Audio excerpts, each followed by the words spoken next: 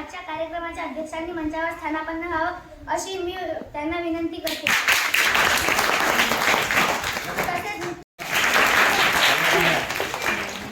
क्रांतिज्योती सावित्रीबाई फुले की जय, महात्मा फुले की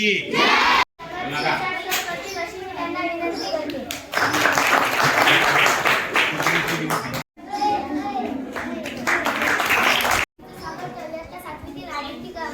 करील अशी मी तिला विनंती करते।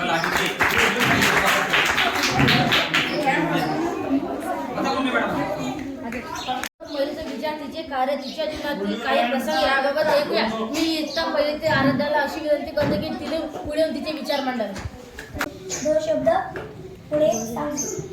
आज 3 जानेवारी सावित्रीबाई फुले यांची जयंती आहे। सावित्रीबाई फुलेंचा जन्म 3 जानेवारी 1831 रोजी सातारा जिल्ह्यातील नायगाव झाला। सावित्रीबाई फुले या भारतात पहिल्या महिला होत्या, शिक्षिका होत्या।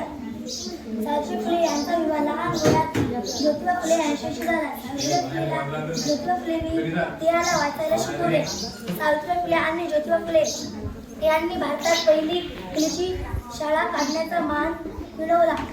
सावित्रीबाई फुलेंना समाजातील वाईट प्रकार विरोध केला।